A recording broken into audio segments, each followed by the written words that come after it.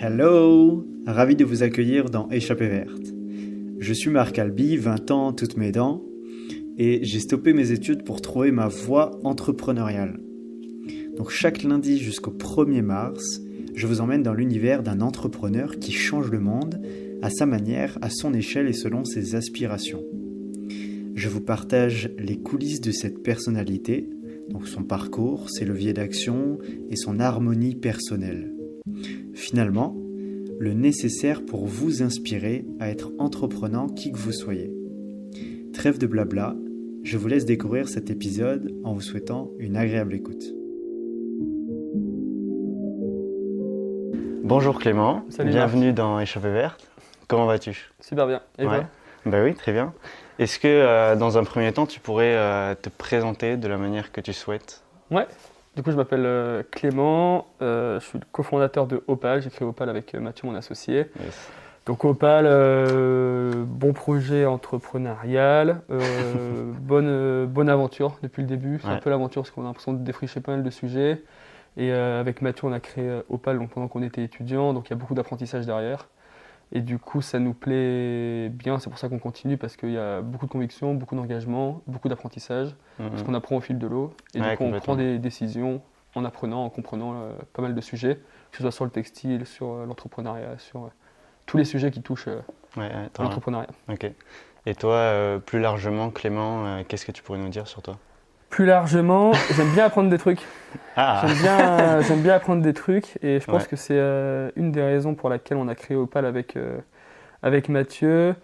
Je pense que sans apprentissage, ce serait pas la même chose. Si on devait faire tout le temps les mêmes tâches, tout le temps les mêmes trucs.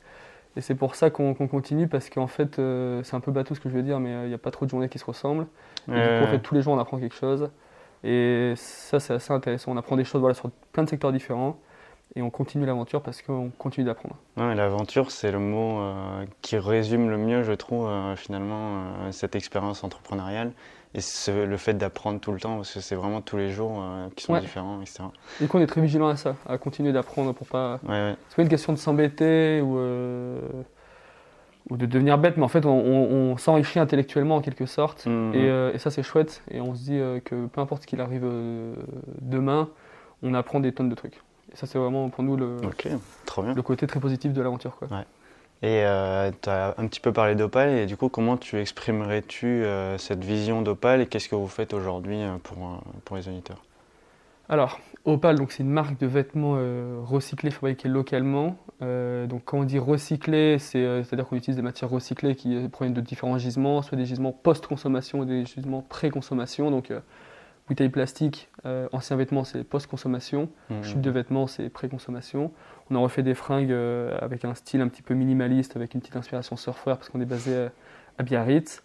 Et fabrication locale, c'est qu'on essaie de garder des chaînes d'approvisionnement qui soient les plus courtes possibles. Donc on travaille essentiellement en France et au Portugal. Donc à date, en fabrication, on fait 80% en France, 20% au Portugal. Okay. Mais on bosse aussi avec des tisserands un petit peu en Italie, en Allemagne, etc. Donc on essaie de garder ça le plus local possible pour proposer des vêtements en fait, avec le plus bel impact possible sur l'homme et la planète. Derrière, ça c'est la pointe visible de l'iceberg, parce qu'on fait beaucoup de choses sur le packaging, sur la sensibilisation, sur l'équipe. Enfin, on essaie d'avoir un impact un peu à toute la chaîne d'approvisionnement, mais le côté marketing, la vitrine de Opal, c'est vraiment des vêtements recyclés, fabriqués localement. Et même là, on étend un petit peu le champ d'action, le champ de réflexion, parce qu'on fait pas mal de choses en lin, on réfléchit un petit peu sur des sujets chanvre, etc. Donc, l'objectif, c'est de faire les choses très bien et d'expliquer pourquoi. Et comme je te disais, en fait, on continue d'apprendre. Donc, si au début, on faisait 100% matière recyclée, on commence à travailler d'autres matières qui nous semblent tout aussi intéressantes parce qu'on apprend et on se rend compte qu'en fait, le lin, c'est pas une matière recyclée, mais c'est une matière qui mérite un peu notre attention. Donc, on cogite à ça, quoi. Ouais, non, c'est pas figé comme absolument pas. Si demain, on se rend compte que le recyclé, c'est la plus grosse bêtise humaine, le but du jeu, c'est de tout arrêter le plus vite possible pour trouver la meilleure solution disponible, quoi. Et du coup, par rapport à la communication et même que finalement, Opal, c'est un produit, c'est des vêtements, mais au-delà de ça, comme tu dis, c'est plus une vision des choses, une mentalité. Et comment vous utilisez notamment les réseaux pour sensibiliser les personnes? Alors, comme tu dis, les vêtements, c'est des vêtements, c'est un truc palpable. Ça nous Ok. tenait assez à cœur avec Mathieu, on voulait avoir un truc concret. Ouais, ouais, ouais. Pourquoi on voulait un truc concret? Parce qu'au moins on pouvait mesurer en quelque sorte le poids de nos actions, le poids de notre impact. Et du coup, quand on fait des bilans un petit peu en fin d'année, on regarde les matières qu'on a utilisées, en quelle quantité, et l'origine de ces matières. Et du coup, on va se dire, on a recyclé X tonnes de coton recyclé, X tonnes de polyester, X tonnes de laine, etc.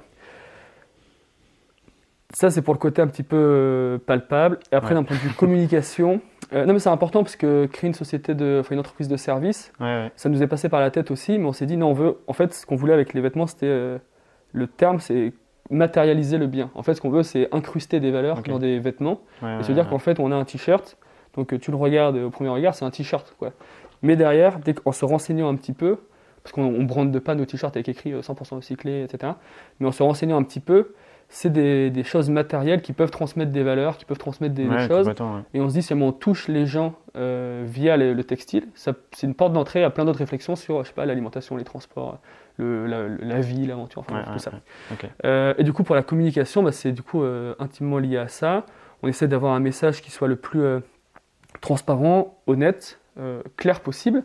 Parce que quelque chose qui est très délicat, c'est que, nous, on trouve, en tout cas en termes de communication, c'est qu'on fait beaucoup de choses et c'est très dur de tout dire. Du coup, il y a un Ok. gros enjeu, c'est hiérarchiser le message, sélectionner ce qu'on a envie de dire et s'assurer que les gens soient au courant de tout ce qu'on fait. On n'y arrive pas encore parfaitement parce qu'il y a trop de choses. Il y a trop de Qu'est-ce qui est choses à dire. difficile à dire ou qu'on ne peut En pas fait, dire? on va faire un post sur Instagram. Déjà, tout Ouais. le monde ne va pas le voir. Ouais, ouais. Tout le monde ne va pas le lire. Ok. Et il y a toujours un petit gap entre ce que tu fais réellement, ce que tu vas dire, et ce que la personne va comprendre, ce que la Ouais, personne ouais, en face va complètement, comprendre. ouais. Et en Ok. fait, si tu veux qu'il y ait 100% des informations qui soient transmises entre ce que tu fais réellement et ce que la personne comprend, là, c'est un super gros travail du coup rédactionnel et de communication, Ouais, ouais. et que 100% de ta communauté soit au courant, tu vois. Ouais, c'est très dur. C'est très dur. Ok. C'est très dur. Donc en fait, c'est l'un de nos travaux justement qui est très intéressant, c'est ce travail de communication. Donc on sert beaucoup des réseaux sociaux, des mails, des newsletters, etc. Et c'est de s'assurer que les gens soient au courant au maximum de ce qu'on fait chez Opal, parce qu'on fait beaucoup de choses, mais on ne peut pas toujours tout dire, quoi. Donc on essaye au maximum, mais on ne veut pas non plus, tu vois, assommer les gens de... Ouais, complètement. Ouais. Des Parce que est-ce messages, qu'il n'y a pas une certaine pression que vous mettez à vouloir être transparent au maximum? En fait, on n'a pas de pression par rapport à ce qu'on dit, parce qu'on n'a pas de honte sur ce qu'on fait. Ouais, Et complètement. ça peut nous arriver de nous planter, tu vois, sur une action, on peut se planter, je sais pas, on va... T'as un détail, on achète trop de trucs. Une fois, on avait acheté trop de cartons, tu sais, grande taille. Ok. Moi, ça nous a saoulé, tu vois, on avait 200 cartons en trop. Ok. On peut se planter. Et c'est évidemment l'intérêt de le dire, il est très très très faible. Oui, oui, Mais- oui, complètement. Sur tout le reste, là où on se plante pas, et on a de la chance de pas trop se planter parce qu'on implique beaucoup les gens, donc ça limite notre, Ouais, ouais, complètement. notre champ d'erreur. On a rien à cacher, donc on peut en quelque sorte tout dire, quoi. Donc ça Mhm. nous facilite la tâche. Donc l'effort de transparence, en fait, il est pas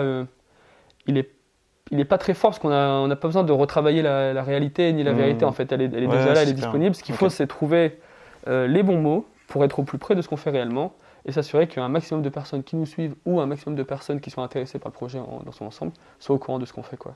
Ouais, carrément. Et parce que c'est contagieux en fait, quand les choses elles sont bien faites et qu'on se rend compte que les solutions elles sont accessibles et faciles. Je veux dire, avec Opal on fait beaucoup de choses.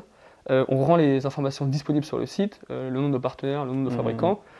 Demain, n'importe quelle marque qui veut s'y mettre en quelque sorte, elle peut s'y mettre avec un peu de volonté, un peu d'engagement, etc. C'est possible, ça demande juste de l'organisation Mhm, et de la volonté. On se dit, faut que ce soit contagieux, parce que si jamais il y a d'autres marques qui veulent s'y mettre, tant mieux, tant que c'est fait en bonne intelligence.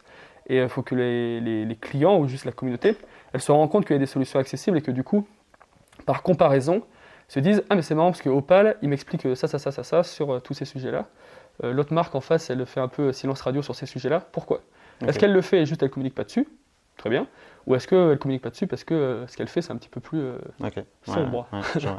Et du coup, la transparence pour nous, c'est un outil. Voilà, on n'a rien à cacher. On essaie d'être le plus clair possible. Et c'est vraiment un bon outil, je pense, de élever le niveau, quoi. Ouais, ouais, ok, trop Voilà. bien.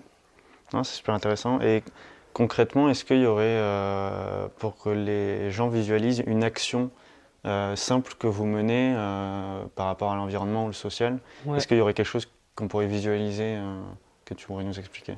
Bah, en fait, sur l'environnement, il y a tout ce qui est recyclage matière. Ça, c'est quelque chose Ouais. vraiment d'assez visuel. Tu vois, genre on recycle, je sais pas, 5 tonnes de matière par an. Enfin, ça fait un gros paquet, quoi. Ouais. D'un point de vue social, c'est un peu plus délicat. Nous, on n'a pas d'atelier, on travaille avec des ateliers partenaires. On Ok. peut chiffrer, en fait, en termes de dépenses, en se disant, bah, nous, on permet le maintien de X emplois dans l'industrie textile française et portugaise. On est une équipe de 7 personnes, donc tu vois là aussi un impact social. Qu'est-ce qu'on fait pour nos employés, pour l'équipe Ok. et compagnie. On le chiffre, c'est que les études, enfin tu vois, les actions chiffrées, on a des infos chiffrées, c'est comme sur les emballages réutilisables. Tu vois, en fait, on se rend compte que ben, si on envoie, je sais pas. Les repacks, c'est ça? il me Ouais, semble. sur les repacks. En fait, tout ce qu'on envoie en repack, on sait que c'est autant de carton qui n'est pas Ouais, jeté. carrément. Ok, Donc, je en vois. fait, on a toutes ces infos-là et on les communique de temps en temps, mais les chiffres, souvent, c'est quand même pas hyper, Ouais. sexy, quoi. Non, c'est sûr. Ouais. Donc, on communique dessus. Après, tu vois, on travaille avec 1% pour la planète. On soutient 2 assos, donc Coral Guardian et Monterey Wilderness. Là aussi, pareil, il y a des actions qui sont super bien. C'est chiffré, tu vois. Ouais, je Mais vois. c'est pas. Souvent, ça parle pas trop. C'est des trucs, tu vois, genre on donne 1% de notre chiffre d'affaires. Bon, ben, il y a plein de gens, faire la différence entre un chiffre d'affaires et un bénéfice, il faut l'expliquer. Donc, ça, en fait, on essaye de prendre le temps de l'expliquer Ouais, quand complètement. c'est pertinent. Mais il y a plein Ok. d'actions, tu vois. 1% pour la planète, on adore. C'est un engagement qui est hyper fort, qui est hyper fou financièrement en fait, hein, parce que c'est pas conditionné à ton succès, Ouais, tu vois, ouais. c'est juste ton chiffre d'affaires, c'est pas tes bénéfices. Donc Mm. tu fais 1 million de chiffre d'affaires, tu donnes 10 000 euros, peu importe que ce soit rentable ou pas, quoi. Donc c'est hyper fort. Et ça, c'est des choses, par exemple, tu vois, on communique dessus, mais très rarement, quoi. Et ça fait partie de ces choses, tu vois, de transparence. On se dit, en fait, c'est dommage que les gens ne Ouais, soient je pas vois. forcément plus au courant qu'on fasse ça, Ok. parce que c'est très fort. Mais on a d'autres choses à raconter avant, quoi. Donc, il y a Ouais, toujours cette complètement. règle, en fait, en termes ouais. de transparence et de communication, c'est Il y a certaines prioriser, priorités. Ouais, voilà, hiérarchiser. c'est ça. Ok. Et on essaye de. Donc, sur la communication, on a les réseaux sociaux, évidemment, mais en fait, il y a le site web, quoi. Faut vraiment se dire, c'est comme une vitrine, en fait. Mm. On peut mettre un message vraiment sur la vitrine.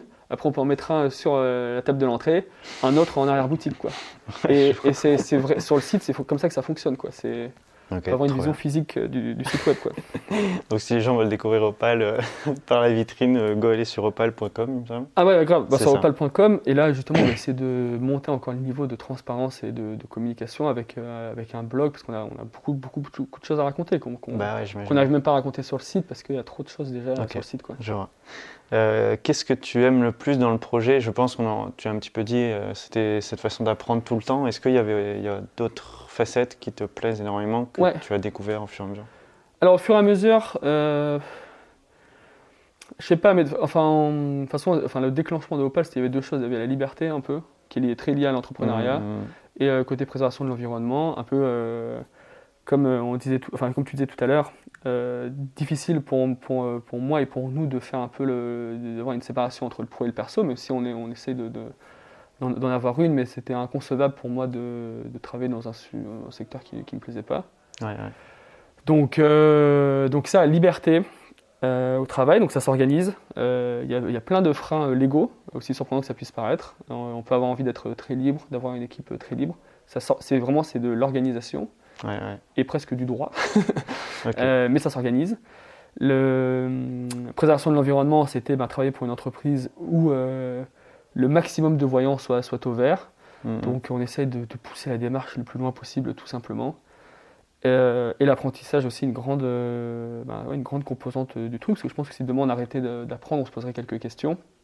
Mais je pense qu'on a encore une bonne marge d'apprentissage. J'imagine, ouais. Donc je pense qu'on a quoi de s'occuper encore pendant quelques temps. Ok. Et c'est ça qui est intéressant, parce que voilà, le raisonnement il progresse. Et on avait certainement des certitudes il y a 2 ans sur, je sais pas, les matières recyclées, sur plein de choses.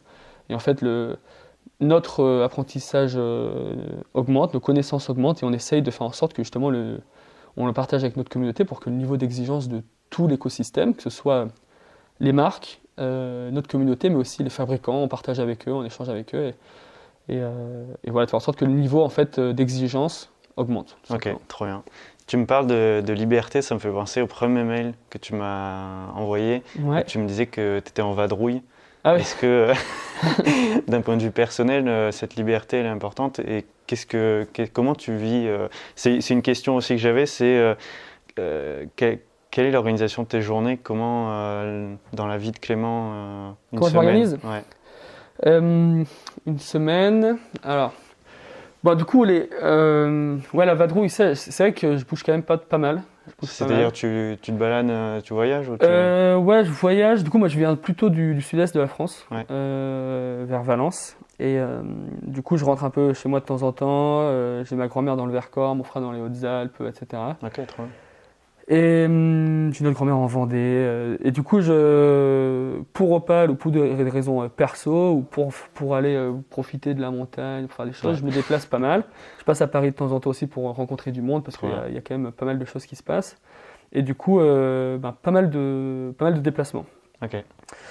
Ça, c'est chouette, je trouve, parce que c'est possible, du coup, en s'organisant toujours, Ouais, clairement. de travailler un petit peu partout, on se rend compte. Et ça aussi, je pense, ça fait se poser des questions sur l'organisation du travail et sur la place du travail, en fait, dans nos vies. Parce que, j'ai pas les calculs en tête, mais bon, à la louche, on passe 7 heures au bureau par jour, on passe 5 jours sur 7 au bureau. Si on est à 50 mètres de la plage, c'est pas anodin.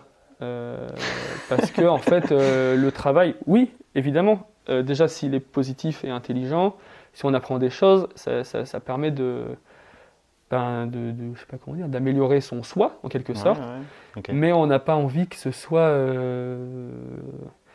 que ça devienne, je sais pas, c'est pas malsain, c'est pas le bon terme, mais on a envie de, c'est un peu grossier, je veux dire, on n'a pas envie de se faire chier, tu vois. Donc il y a des impératifs. S'il faut que je dégomme 100 mails dans la journée, je vais essayer de les dégommer. Si j'ai des rendez-vous compliqués avec, je sais pas, avec un fabricant, un partenaire, évidemment, enfin, le travail entrepreneurial, c'est le même pour tout le monde. Je pense qu'il n'y a aucun entrepreneur qui te dira que ça a été monotone, plat, et tout. C'est faux.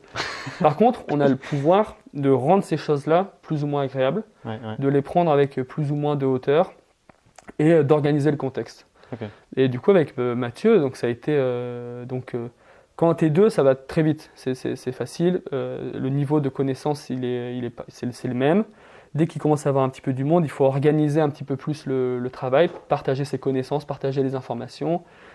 Sur les horaires, il y a des freins légaux aussi. Okay. Il y a plein de choses qui rentrent en compte.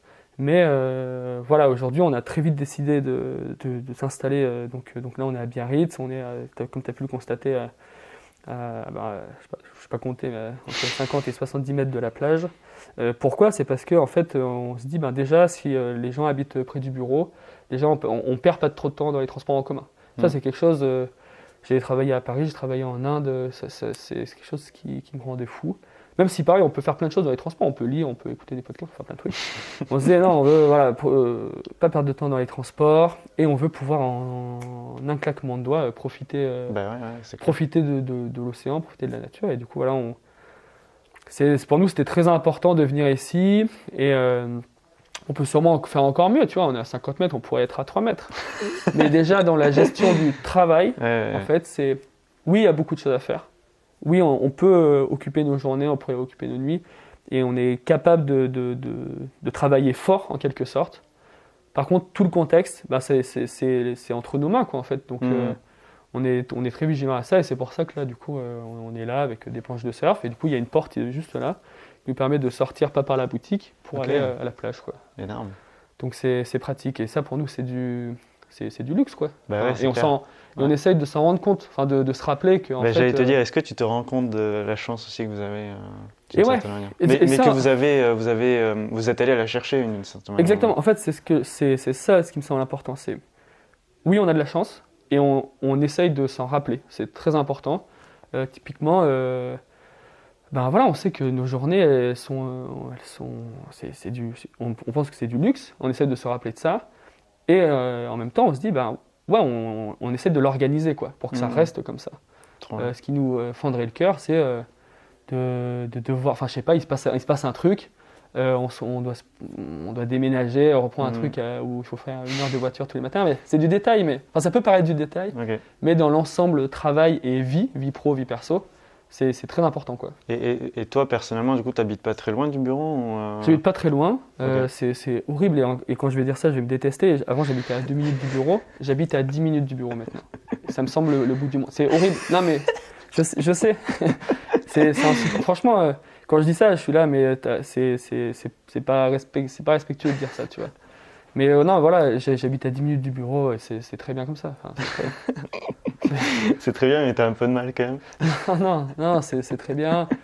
Et voilà, après, chacun fait comme il veut. Genre, enfin, tu vois, quand il y a des gens qui viennent, carrément. on dit, bah voilà, si vous voulez habiter près du bureau, enfin, c'est faisable. Ouais, Si genre, ok. Là, on a quelqu'un, il y a Elias qui habite à Anglette.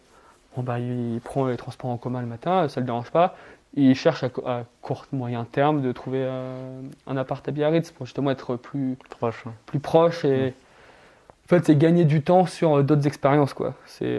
Voilà, si jamais tu mets 10 minutes pour rentrer chez toi, tu peux plus vite je sais pas aller surfer, aller courir, aller faire un truc voilà, Et du coup, la notion du temps, elle est super importante, j'ai l'impression, pour toi. Enfin, un peu, ouais. d'aussi passer du temps pour des trucs qu'on aime vraiment, Ouais. de se défouler. Enfin, tu disais que vous faites du surf, mais il y a d'autres... Ah oui, bien sûr, il y a plein de trucs, on peut juste aller enfin, nager, courir. c'est faire super plein de important trucs. aussi, de malgré toutes les choses à faire, d'arriver à se poser, de se calmer, Ouais. de profiter. Ah ouais, Quoi. C'est essentiel. Quoi. c'est pas un exutoire, parce que, enfin, je sais pas si c'est le bon terme.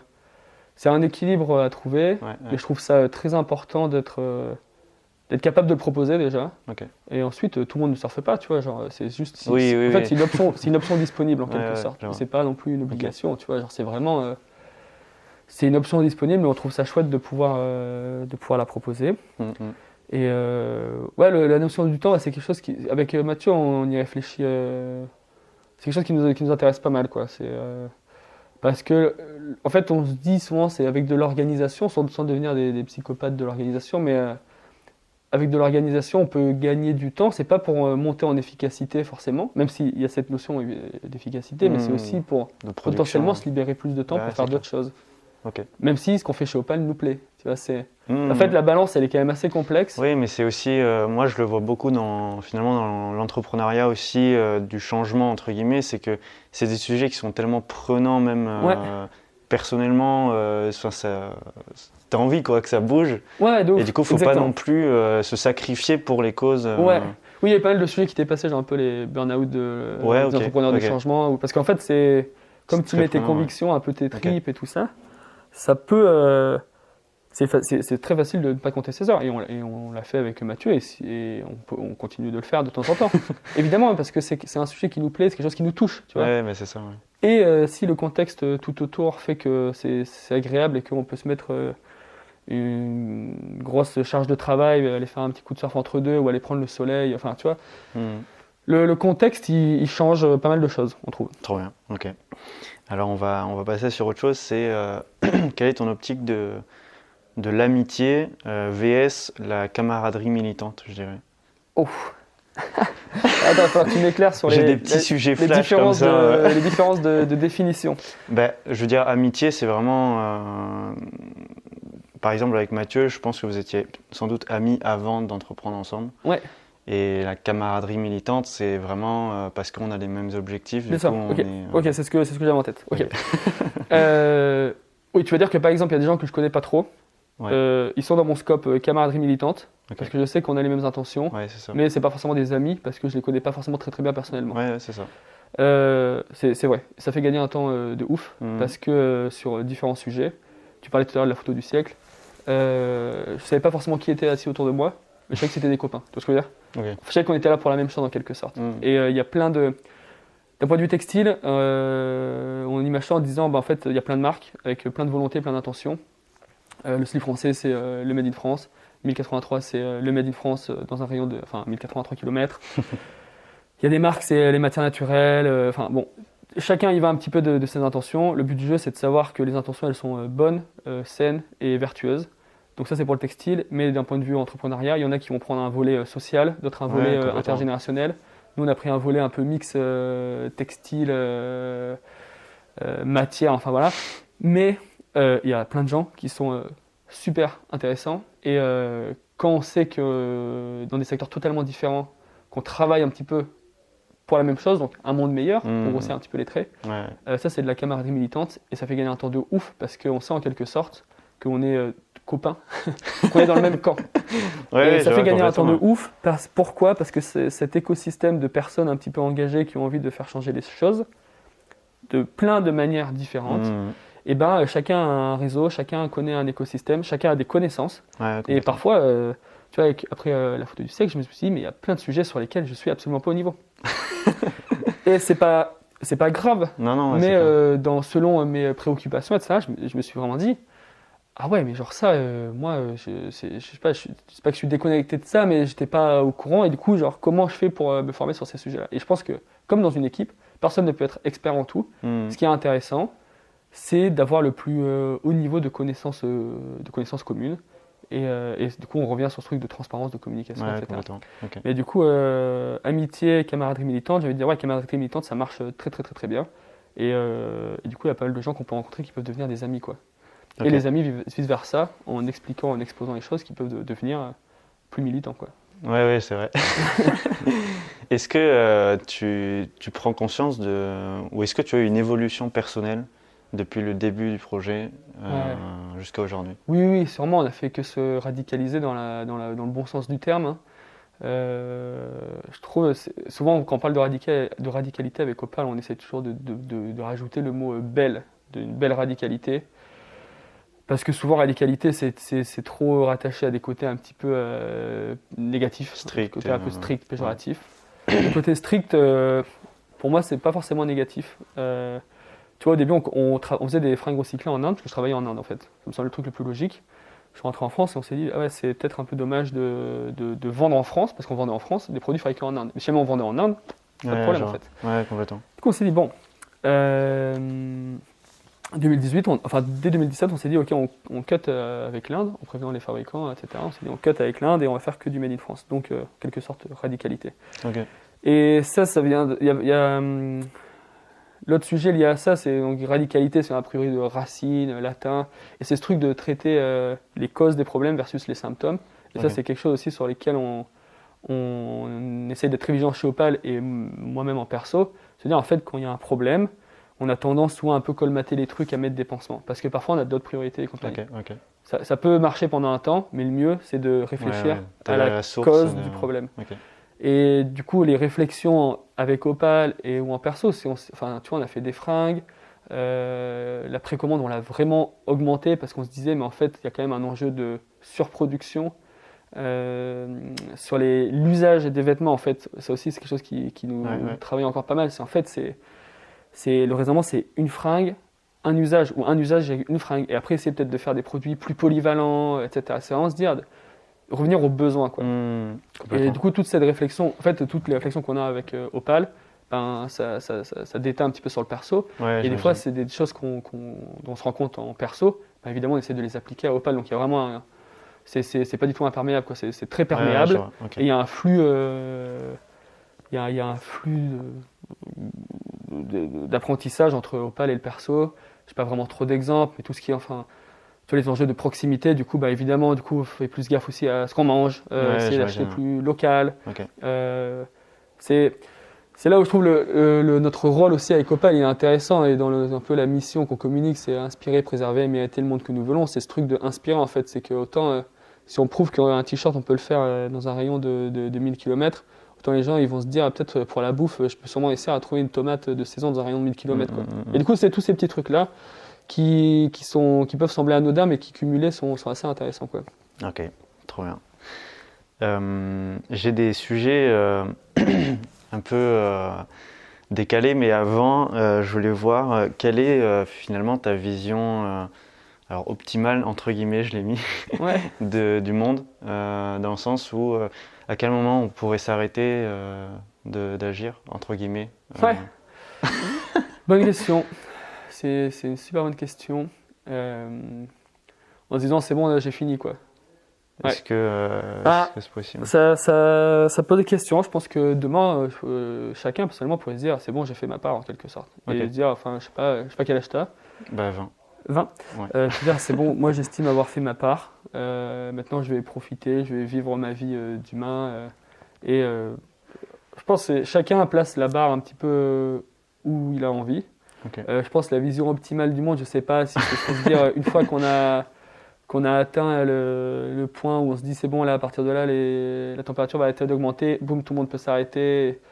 Et limite si demain tout le monde s'arrête, peut-être que c'est mieux ainsi, tu vois. Donc non, je pense que ça c'est des choix personnels de se dire quand est-ce que j'estime avoir fait ma part. Et tout le monde a ses raisons, soit de continuer à s'acharner et de se battre, de militer, voire je ne vais même pas dire de baisser les bras, mais d'estimer que sa part a été faite pour faire d'autres choses. Tu vois. Et là, je pense que les jugements, il faut être très, très détendu sur les jugements personnels de chacun. Donc ça, c'est plus à l'échelle perso. J'ai du mal, en fait, à l'échelle mondiale, de me dire quand est-ce qu'on pourrait dire que tout est bon. J'en doute, ouais. Après, je pense qu'à l'échelle mondiale, on a beaucoup, beaucoup de taf. C'est pour ça que c'est plus facile. C'est plus facile à l'échelle personnelle. Ouais.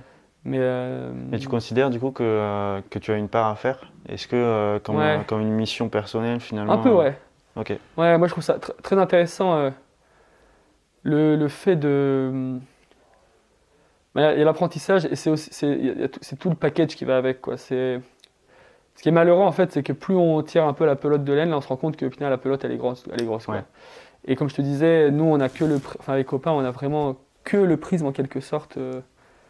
Textile, environnement, un petit océan un petit peu évidemment, tu vois, on est quand même plus sensible à l'océan que si on habitait oui, je m'en doute. dans les Alpes. Le côté environnement outdoor, du coup, il nous touche, mais je veux dire, enfin, tout ce qui est sujet de paix, enfin, tu vois, ça c'est des sujets qui nous touchent pas et je sais qu'ils sont gigantesques aussi, quoi. Okay. C'est pour ça qu'à l'échelle mondiale, il y a beaucoup, beaucoup de taf et je pense que ça doit se jouer à des échelles personnelles un petit peu, quoi. Okay. C'est comme une somme de choix, tu vois, une somme d'individualité. Et je pense que si tout le monde était en quelque sorte en paix avec soi-même, déjà ça résoudrait pas mal de problèmes. Non, mais c'est clair, c'est clair. Et par rapport à l'échelle mondiale, là c'est un sujet qu'on dérive un peu, c'est que récemment, il y a eu des nouvelles sur une exploration sur Mars. Ouais. Qu'est-ce que tu en penses de ça? C'est énorme. Non, alors, moi, tous ces trucs, je sais pas, Cosmos, quoi. Genre, non, mais ça me met vraiment dans des états. Je suis là, mais franchement, j'adore, quoi. Quand je vois des photos de la NASA, je suis là, mais waouh, on est vraiment des miettes. Des miettes, quoi. Ouais. Et c'est bon. C'est bon pour se remettre un petit peu à l'échelle, quoi. Genre se dire, bah, en fait. J'ai zappé, enfin là j'ai l'impression que j'ai des gros problèmes, mais au final, où est-ce que je suis? Ah oui d'accord, je suis sur une planète, ok, système solaire, d'accord, ok, Voie lactée, ah oui d'accord. C'est une prise d'auteur qui est tellement grande que ça met une claque et ça peut avoir un effet presque genre ouf. Justement ça peut donner envie de se dire mais en fait je vais tout arrêter parce que quelle va être l'ampleur de mes actions, quel va être le... Ouais, complètement. Enfin vraiment, c'est assez ouf. Pour le truc de Mars, je suis là, genre, bravo. Enfin, c'est sûr que c'est quand même assez incroyable de réussir à envoyer des trucs sur Mars. Après, dans les enjeux de priorité, je suis là, genre, ok, Mars, bravo. Franchement, non mais belle performance, tu vois. Genre, je salue le truc. Genre, je sais, bravo, franchement, bravo. Après, c'est sûr que quand on voit un peu tout ce qu'il y a à faire sur Terre, des fois, je suis là, genre, dans le sens des priorités. Si j'avais les pouvoirs, les moyens, etc., peut-être je l'aurais pas fait dans ce sens-là, quoi. Mais bon. Je vois ce que tu veux dire. Moi, ce que je me dis d'une certaine manière, c'est que, ok, Mars, c'est incroyable. Ouais. Mais à la fois, si on va là-bas pour faire la même chose que ce qu'on fait sur Terre, ça vaut pas le coup non plus, quoi. Ouais. Donc il y a aussi cette dualité, je vois. Et je sais pas si c'est un sujet où tu aurais des choses que tu aimerais dire, mais par rapport à l'amour, parce qu'encore une fois, c'est plus du coup personnel, mais comment, franchement, si t'as pas grand chose à dire, enfin, est-ce que c'est quelque chose que tu vis? Tu parlais de ta famille tout à l'heure, comment tu vis l'amour avec tes proches ou avec une compagne ou quiconque en fait? Bon sujet aussi.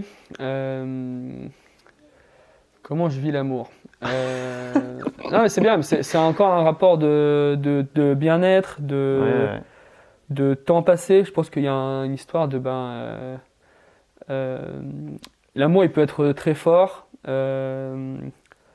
sans forcément, enfin il y a une corrélation avec le temps je pense, le temps passé et le temps qu'on est en train de passer. Donc sur les proches, j'essaie de les voir un peu au maximum. J'ai une copine aussi que j'essaie de voir le plus souvent possible, mais qui habite pas à Biarritz. Et du coup, sur la relation avec l'amour, j'essaie de faire plus des moments, quoi, tu vois. C'est Des expériences. de l'expérience, ouais. Faire des choses avec une balade, un truc. Donc j'ai un grand frère, mes 2 parents, 2 grands-mères et une copine. Donc ça, on va dire, c'est le cercle très proche avec qui, du coup, la priorité en termes d'amour et d'expérience de l'amour, je pense, c'est passer des moments ensemble et de l'expérience, quoi. Même si parfois, je vais pas aller, je fais beaucoup d'escalade avec mon grand frère parce que du coup, il habite dans les Hautes-Alpes. On va aller faire escalader une falaise. Là, le moment où on comprend ce que ça veut dire. Avec ma grand-mère, on va on va aller faire une petite balade, on va passer du temps pendant, je sais pas, autour d'un repas, où je vais passer 2-3 jours chez elle. Là aussi, c'est vraiment ces moments-là qui sont, je pense, assez précieux. Et comme je te disais, c'est vrai que j'ai une relation au temps qui est un petit peu, sur laquelle je suis assez vigilant, quoi. C'est pas tout calculer et compagnie, mais c'est que j'ai envie de faire du coup beaucoup de choses, tu vois, pour Opal, parce qu'il y a aussi, je pense, une part aussi un peu d'amour envers le projet, envers la démarche qu'il porte, envers les personnes qui gravitent autour de Opal. Enfin, tu vois, il y a quand même une sorte d'amour. Je sais, des fois, je trouve le mot amour, il est un peu délicat en gradient, quoi. Tu vois ce que je veux dire? Je vois. Ici, avec Biarritz, les amis, j'ai plein d'autres amis un peu partout en France, un peu partout dans le monde. Et du coup, c'est cette juste gestion du temps pour partager en quelque sorte cet amour et passer des moments parce que, évidemment, à distance, c'est toujours un peu plus compliqué que quand on est physiquement présent, quoi. Ouais, complètement. Ok. Donc c'est de l'attention, il y a beaucoup d'attention, de vigilance sur les temps passés pour avoir des moments, quoi, en quelque sorte. Trop bien. Ouais. On arrive bientôt aux questions de fin. Il y en a une que j'aimerais aborder, c'est comment vendre sans donner envie. C'est bien. C'est bien, c'est complexe, on se pose des questions. Vendre sans donner envie, c'est compliqué. Nous, ce qu'on essaie de faire, c'est de rendre disponibles des options, tu vois, en quelque sorte, de manière un peu grossière. Mais évidemment qu'on donne un peu envie. Les shootings, on essaie de les faire jolis. Tu vois, il y a une part d'esthétique. Ouais. Ce qu'on essaye de faire, c'est quand on parle de recyclage, etc., souvent on a des images qui sont pas esthétiques, quoi. Okay. On est obligé d'amener de l'esthétique dans nos produits et dans la manière de les présenter. Ce serait, je pense, grossier, un peu de se voiler la face, de se dire c'est comme dans une vitrine, tu vois, genre tu rentres, les fringues on les met en boule, etc. Tu vois. Non, en fait, ce qu'on essaie de faire, c'est quand même le minimum vital, de se dire, tu rentres dans la boutique, les fringues elles sont bien pliées, tu as les informations genre quelle matière, d'où ça vient, patati patata. Sur le site c'est pareil, et du coup le minimum vital en quelque sorte c'est de faire des beaux shootings et tout ça. Après, dans la manière de faire, vendre sans être pushy, sans être insistant, nos dépenses marketing. Ça dépend ce qu'on met dedans, donc on dépense un peu d'argent pour des shootings, mais en pub, on n'en fait quasiment pas, quoi. Enfin, un petit peu de retargeting, c'est ridicule par rapport à la taille de l'entreprise. On n'en fait quasiment pas. Ce qu'on trouve intéressant, c'est que du coup, on ait une offre disponible, quoi. Et que du coup, c'est les personnes qui vont venir un petit peu de leur propre chef. Et on rend le processus d'achat d'autant plus compliqué qu'on fonctionne beaucoup en précommande et en réservation. Ouais, complètement. Ouais. Et ça, pour nous, les réservations, les précommandes, il y a quand même 3 grands avantages. On trouve il y a ce côté inévitable qui est impact environnemental. C'est qu'on produit en quelque sorte que ce qui est déjà commandé. C'est très très bien. Il y a un gros volet qui est l'impact sur la trésorerie, l'impact financier. Là aussi, en tant qu'entreprise, pour nous, c'est fantastique parce que c'est les clients qui payent avant qu'on ne paye le fabricant. Hyper important. Le 3e volet qu'on trouve super important, c'est que c'est un achat hyper raisonné. C'est pas le truc où tu achètes dans un magasin où ça clignote de tous les côtés, tu achètes le truc, il était en solde, impossible de l'échanger, de le rembourser. Non. Tu achètes un truc, tu vas attendre peut-être 2 semaines si tu as de la chance, 3 mois si c'est sur une production qui est longue. La personne qui achète ce produit-là, qui va attendre 3 mois, elle aura le temps de se retourner un petit peu l'esprit, autant en se disant est-ce que j'ai vraiment besoin de ce truc. Si elle a vraiment besoin de ce vêtement, Ben, banco, ça veut dire que le produit qu'on est en train de fabriquer donc en France avec des matières recyclées, il va avoir un usage, il va être porté, il va être usé. Et ça, c'est le but du jeu. Okay. Ce qui nous fendrait le cœur presque, c'est que quelqu'un achète un t-shirt et le laisse dans son armoire. Là, on aurait perdu en fait. On se serait trompé sur un truc. Soit nous, on s'est trompé sur un truc, notre t-shirt ne répond pas à l'usage, soit la personne, elle a succombé en quelque sorte à l'envie sans qu'elle ait réellement besoin de ce produit-là. Donc sur vendre, oui, je vais pas te mentir, si on ne vend pas, sans communauté, il n'y a pas de Opal. Parce qu'en fait, derrière Opal, il y a qui ? Il y a Mathieu et moi. On n'a pas d'investisseurs, on n'a pas de banque. Donc en fait, on a créé Opal avec 2 000 € chacun, qu'on avait emprunté à la banque, prêt étudiant. Vous avez remboursé depuis quand même ? Qu'on a remboursé depuis. Sans vendre, c'est un fait. Si on ne vend pas, il n'y a pas de Opal. Enfin, on n'a pas encore craqué le truc, quoi. À part si on était une association, peut-être on pourrait demander des dons, etc. Okay. Donc on a besoin de vendre pour vivre. Donc évidemment, on est vigilant à ça. Après, en France, on voit essentiellement en France, un tout petit peu en Europe et très peu dans le reste du monde, parce que le site est français. Il y a beaucoup de monde en France. Il y a beaucoup de gens qui achètent des t-shirts, des pantalons, des jeans, des chaussettes. Enfin bon, il y a quand même beaucoup de gens. On se dit que normalement, il y a moyen de fabriquer plus de vêtements, de développer d'autres produits. Et c'est pas fabriquer plus pour fabriquer plus. Ce qu'on aimerait en fait dans l'idéal, c'est remplacer des vêtements en quelque sorte. C'est se dire, ok, il y a Natacha, son pull, son pull X, il arrive en fin de vie. Et bien en fait, il y a des options disponibles. Quelles sont les options disponibles ? Suivant son budget, suivant ses intentions, ses centres d'intérêt. Ben, Opal fait partie de ces alternatives. Il faut qu'elle connaisse ça. Et si elle veut choisir Opal, ben, tant mieux. Mais on veut qu'elle choisisse Opal aussi sur des critères bien définis. Voilà, c'est quelque chose qui, je ne sais pas, que ce soit les matières recyclées, le Made in France, peu importe, mais on fait partie d'une option disponible. Ouais, donc c'est à la fois quand même au minimum rendre sexy le truc pour que les gens aient cette option visuelle et après qu'ils prennent le temps de la décortiquer, tu vois, de l'étudier. Nos pulls, tu sais pas qu'ils sont recyclés, tu sais pas qu'ils sont fabriqués en France. Il n'y a pas d'indicateur visuel. Ça, on a envie de le tenir parce que on a envie de faire des fringues qui soient esthétiques et compagnie. Sur le site et sur les messages qu'on aborde sur les réseaux sociaux, etc. C'est justement ce jeu il y a l'esthétique avec les shootings, on va dire, l'esthétique avec le design des vêtements et compagnie. Mais c'est surtout l'ordre des informations qu'on transmet. Et ça, on a essayé plusieurs trucs. Je sais que c'était un moment en 2019, je crois, on avait supprimé quasiment toutes les informations concernant le recyclage et le Made in France. On a le droit. On a le droit juste de dire c'est un pull en laine mérinos. Bon, ça n'a pas marché. Du coup, ce qui prouve que ces informations-là, de matières recyclées, fabrication locale, elles entrent en compte dans le processus de choix et le processus d'achat de nos clients. Et du coup, pour nous, c'est hyper rassurant. Et on a fait plein de tests comme ça. Donc ça, c'était... Évidemment, après, tu te mords un peu les doigts parce que tu te dis, ah oui, on fait ça pendant un mois, ça ne marche pas du tout, quoi. Mais on a, en quelque sorte, c'est pas le bon terme parce que pour les gens qui vont écouter, mais je sais pas, on a testé notre communauté, mais on a fait pas mal de trucs où notre communauté elle a répondu en fait de manière hyper positive. Et là encore, on a une communauté de ouf. Les gens sont incroyables. On le vérifie tout le temps. Enfin, c'est un truc de ouf. Le repack.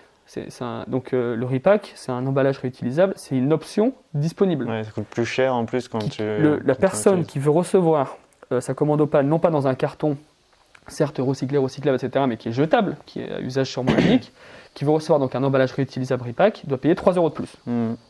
J'ai fait l'expérience. T'as fait l'expérience ? Bravo. Franchement, bravo. Ouais, mais c'est trop bien. Moi, je trouve ça incroyable. Pourquoi ? Parce qu'en fait, quand on a proposé l'option, on s'est dit, en fait, nous, financièrement, on n'avait pas les épaules pour ça. On ne pouvait pas le prendre en charge avec Opal parce qu'on n'a pas des marges mirobolantes et les 3 € par expédition, impossible. On a demandé, du coup, on a fait un questionnaire, etc. Les gens, ils ont dit qu'ils étaient chauds pour payer. Je crois qu'il y avait la moitié, je sais plus trop, il y avait la moitié des gens qui disaient qu'ils étaient prêts à payer la totalité. Et après, ça devait être 25-25. Opal paye tout et le client fait moitié-moitié. Enfin, on fait moitié-moitié avec Opal. On s'est dit, ok, on va tester. Et au début, je crois qu'on l'a mis en place, je sais plus, je ne voudrais pas avoir les mauvais chiffres, peut-être 20%, etc. Et là, aujourd'hui, je crois qu'on est entre 10 et 15%. Et en fait, moi, je suis épaté. Du coup, franchement, je te le dis, je suis épaté. Bravo, tu vois, d'avoir fait ça. Pourquoi ? Parce que je ne sais même pas si moi, en perso, je l'aurais fait. Après, c'est un peu un con, j'achète très rarement sur Internet. Mais Tu vois ce que je veux dire? Genre, c'est des trucs, pour moi, c'est un boost, quoi. Enfin, quand on voit ça, je suis là, mais ok, mais on va donner plus, en fait. Enfin, on a envie de proposer plus de choses. Et ce truc de vendre sans donner envie, c'est un peu ce côté, avec l'image du repack, c'est au moins rendre l'option disponible. Presque peu importe le coût, j'ai envie de dire, le coût, il faut rendre le coût réel. La simple, le repack, il me coûte 3 €, ben on le fait 3 €. Sur les fringues, sur l'offre Opal, c'est un peu la même chose. On va faire des choses bien, on va détailler tout le raisonnement derrière et les gens font leur choix. Et tu vois, si tu as choisi le repack, c'est peut-être que du coup tu avais l'explication de pourquoi, du comment, pourquoi c'était cool. Et tu te dis, ben ça autant ça vaut 3 €, je suis prêt à les payer, j'y vais. Ben franchement, bravo, c'est ouf. Mais vraiment, vraiment. Ok, trop bien. Comment. Non, est-ce que tu aurais des conseils à nous partager? Que ce soit entrepreneurial ou pas d'ailleurs, mais plutôt je pense entrepreneurial, moi par exemple, dans mon cheminement, est-ce que tu aurais des conseils? Il y a les conseils un peu bateau mais qui sont quand même bien à attendre, c'est ce truc de oser demander de l'aide. Typiquement tu es là, je vais pas te mentir, hein, tu nous as envoyé 2 lettres. Je sais plus sur combien de temps, sur 2 ans, je pense. C'est quand tu m'as écrit la première fois? La première fois, c'était en il y a un an, peut-être novembre. Non, mais c'était en novembre 2020. Hein. La première fois? Ouais. Mais non. Si. Mais sur Instagram, tu m'as pas écrit un peu? Après, oui. Il y a 2 ans, sur Instagram, on avait discuté. Okay. Oser, ça aide, en fait. Ça débloque des trucs. Si jamais tu n'avais pas pris le temps de nous écrire, on n'avait pas pu se rencontrer, tu vois. Oser, ça débloque des tonnes de choses. Oser demander des choses, oser demander de l'aide, c'est un truc de ouf. Hier, j'étais au téléphone avec Guillaume Gibaud du Slip Français. Okay. Parce que quand on a créé Opal, avec Mathieu, on n'y connaissait rien. Et on a demandé du coup à Guillaume Gibaud donc, du Slip, à Thomas Ariès de 1083, à Léa Sazlowski de Make Sense, à Mathilde Torel de Make Sense, Benjamin Marias de R, Vianney Vogt de Back Market, etc. Okay. Que des gens, Quentin Pernez, que des gens incroyables. On leur a dit, est-ce que vous pouvez nous aider? C'est gros, c'est gros. Ouais. En mettant les formes, en expliquant pourquoi, comment, nos motivations, tous ces gens nous ont aidés. Et c'est incroyable. En fait, tu gagnes un temps de ouf. Il y a des gens qui ne vont pas avoir le temps, il y a des gens qui ne vont pas pouvoir. Mais parfois, un rendez-vous, 2 coups de fil, 2 repas, 3 rencontres, ça débloque plein de choses. Donc ça, ce truc de oser demander de l'aide, oser demander des trucs, en mettant les formes, etc., je pense qu'il faut le faire, parce que ça débloque plein de choses. Après, conseils entrepreneuriaux, là il y a cette notion d'être vigilant, je trouve, sans devenir paranoïaque, sur cette notion un peu de temps, de conviction, qui est un peu intrinsèquement liée, parce que une fois qu'on met la main dans la machine, c'est très facile de se faire prendre le bras, quoi. Vraiment, parce que ce qu'on disait tout à l'heure, c'est qu'il y a des convictions, il y a peut-être de l'amour, enfin, tu vois, il y a de l'amitié, il y a du militantisme. C'est pas, tu débranches pas le cerveau à 18h, quoi. Tu vois, c'est pas fini. Complètement. Non, ça gamberge encore. Donc pour ça, il faut. Je sais pas si c'est les bons termes, c'est pas qu'il faut s'armer intellectuellement ou. Je pense que c'est de la vigilance, il faut que ce soit positif, il ne faut pas que ce soit de la peur, tu vois, en se disant « Oh putain, je passe trop de temps sur mon projet » ou « Oh putain, ça me touche trop ». Non, c'est bien que ça touche. C'est juste être conscient, en fait. Dans un premier temps, je pense être conscient et se dire « Est-ce que je suis à l'aise avec ça ou est-ce que ça me dérange ?» Dans tout ce truc de l'entrepreneuriat, c'est prenant. Combien de temps ça me prend? Est-ce que mon moral est bon? Est-ce que j'arrive à faire du sport à côté? Est-ce que j'arrive à voir mes proches? Est-ce que j'arrive à faire les activités qui me plaisaient? Je sais pas, peut-être que tu fais, je vais dire une bêtise, de la couture, parce qu'on est chez Opal. Mais tu vois, se dire que en fait, il faut qu'il y ait, il faut que, je pense, à n'importe quel moment où ça s'arrête, il faut qu'il n'y ait pas de regret en quelque sorte. Et évidemment, il y a des phases qui sont plus jolies que d'autres, où tu dis si ça s'arrête là, c'est très joli. Il y a des phases où c'est un peu plus dur. Tu dis si ça s'arrête là, j'ai un petit peu le seum. Mais voilà, je pense que c'est une vigilance positive, en mode où est-ce que j'en suis, et au moins avoir conscience, après analyser en se disant est-ce que je suis à l'aise, est-ce que je suis à ma place, est-ce que je veux faire plus, est-ce que je veux faire moins, et essayer d'organiser tout ça, quoi. Parce que tout le monde peut aller à différents rythmes, et voilà, avoir ce truc de être à l'aise avec ce que tu fais, je pense. Ça marche. Est-ce que Il y aurait un dernier sujet que tu aimerais aborder ou quelque chose à dire que tu n'as jamais dit Quelque chose que j'ai jamais dit. Non, qui te tient à cœur de partager, entre guillemets, au grand public. J'essaie de réfléchir. Il y a deux choses. Il y a, comme je te disais, ce côté un peu inspiration. Okay. Je trouve qu'il y a un rôle. Tout le monde a un peu un rôle à jouer, tu vois. Genre par des comportements professionnels comme des comportements personnels. Dans le sens où tu me faisais rire tout à l'heure en disant que tu avais collé des stickers Opal partout, mais tu vois, genre, avec Mathieu, on a lu des livres. C'est bête, genre, je pense qu'on si on n'avait pas lu un peu tous les livres de Patagonia, etc., on n'a peut-être pas créé Opal, tu vois. C'est pas grave, peut-être que le monde s'en sortirait très bien sans Opal, tu vois. Mais il y a vraiment des trucs qui ont un rôle, je pense, d'inspiration et qui déclenchent des choses. Et ça, je trouve ça assez intéressant dans l'entrepreneuriat parce que chaque projet ou chaque personne, en fait, ça peut déclencher des choses. Et c'est ce qui me plaît, je pense, peut-être le plus, enfin, entre l'apprentissage de la liberté, la préservation de l'environnement. On n'a aucune idée de ce qu'on peut déclencher, mais je pense qu'à droite à gauche, il y a des choses qui se déclenchent parce qu'en quelque sorte, on montre que c'est faisable. Comme Veja, ça donne confiance. Tu vois une entreprise française capable de faire ce qu'ils font sans lever de fonds, sans... tu vois, tu te dis, ah ouais, c'est faisable. Et du coup, en fait, il y a des gens qui ouvrent des voies, il y a des gens qui les confirment, en quelque sorte. Et ben, c'est super agréable. Et du coup, ce côté un peu... Savoir qu'on a un rôle à jouer, on en parlait un petit peu avant, est-ce qu'il y a un rôle à jouer, est-ce qu'il y a une part à faire? Ça, je trouve ça assez intéressant. Et ouais, donc là je vais me répéter, j'allais dire l'équilibre un peu pro-perso et tout. Non mais on n'est pas tous égaux sur ça, on n'est pas tous égaux sur l'équilibre pro-perso, tu vois. Parce que tout le monde a des différentes manières de travailler. Et du coup là aussi je pense qu'il faut juste faire preuve de compréhension, d'attention et essayer de s'assurer que tout le monde soit bien. Voilà, un petit peu dans les grandes lignes. Non mais voilà, s'il y a des gens qui écoutent, qui hésitent à monter leur projet, il faut qu'ils le montent. S'il y a un doute, il n'y a pas de doute. Marche. Comment on peut rediriger les personnes pour retrouver Opal ou toi personnellement? Opal, le plus simple c'est opal.com. Donc ça s'écrit hop2al.com parce que là aussi on a eu une super idée d'un nom qui veut rien dire et qui s'écrit très bizarrement. Mais ça nous plaisait. Sur opal.com, il y a quand même beaucoup d'infos. On essaye de mettre justement le maximum d'informations, les podcasts, les parutions presse pour que tout soit disponible. Et peut-être incessamment sous peu ou d'ici quelques semaines ou quelques mois, on va essayer d'ouvrir un blog qui sera sûrement accessible du coup évidemment via opal.com et où là on essaiera de passer une seconde marche en termes de transparence, militantisme, prise de position, enfin parler de tout ce qui nous tient à cœur et tout ce dont on peut parler, quoi. Ok, trop bien. Et toi, tu as LinkedIn ou... J'ai LinkedIn, j'ai des milliers de gens qui m'ajoutent, je comprends pas, mais je sais pas comment ça marche LinkedIn, c'est la honte. Donc, enfin oui, j'ai LinkedIn, mais je sais pas si on m'ajoute, je regarde pas trop, mais j'ai LinkedIn, je poste très rarement.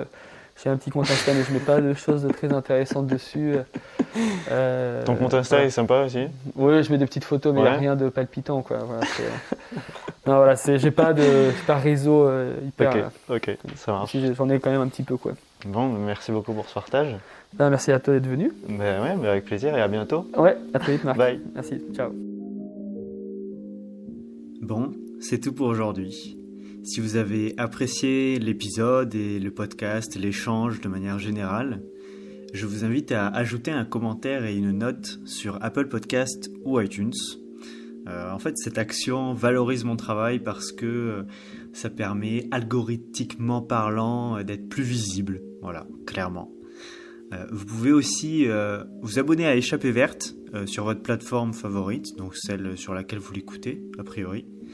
Et ce que je préférerais, au-delà de tout ça, c'est que mon podcast vous serve et vous en parliez à votre entourage, vos amis, vos proches, votre famille. Voilà, donc pour finir, si vous voulez aller plus loin sur Marc Alby de manière plus personnelle, je partage mes avancées, réflexions et apprentissages à travers des emails chaque lundi. Donc si vous souhaitez suivre mon aventure, il y a un lien dans la description de l'épisode, donc je vous laisse le regarder. Sur ce, je vous souhaite une bonne journée et vous dis à bientôt.